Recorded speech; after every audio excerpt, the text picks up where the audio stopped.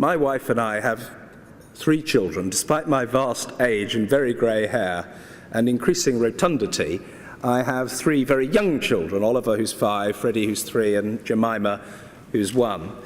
And Oliver, our 5-year-old, was an early sufferer from speech and language difficulties, thankfully largely now overcome, more particularly with reference to your organisation and cause célèbre. Oliver was diagnosed by the magnificent Gillian Baird and her team, including Vicky Slonims, who's in the audience today, I see, as exhibiting the characteristics of high-functioning autism in July of 2007.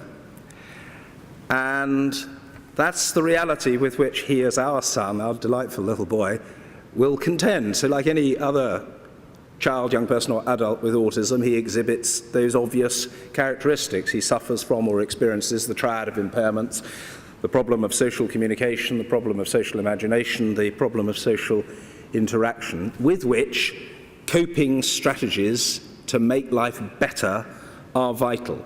And Sally, my wife, and I make no apology whatsoever for the fact that we did our best and will continue to do our best by our child, who has marked difficulties, but difficulties nothing like as great as those of a lot of other children, young people or adults.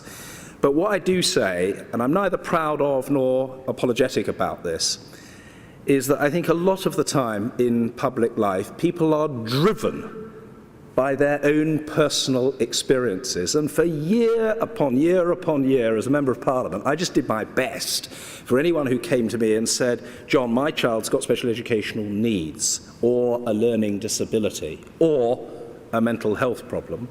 Can you help?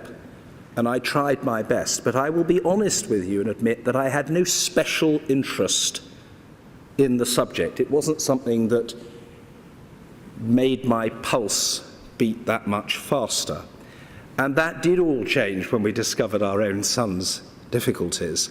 And I put it down to either maternal or to female intuition that my wife kept saying to me, John, I'm convinced it's not just speech and language. There's something else there from which Oliver is suffering, and I don't know what it is, but we've got to try to get to the bottom of it.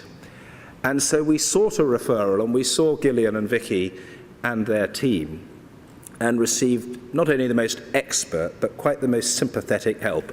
And we didn't try to cut any corners. We went through the system in the usual way, like everybody else, and we waited our turn, but we have done our best. And I thereafter pledged myself to do everything I could in Parliament in support of people who have speech and language difficulties and people who are on the autistic spectrum. And it is not for me to bore you with the litany of statistics with which you will be more familiar in any case than I, but it is a harrowing fact when you contemplate it, that somewhere between only 12 and 15% of adults on the autistic spectrum end up in sustainable employment. And I think 40% live with their parents throughout their lives.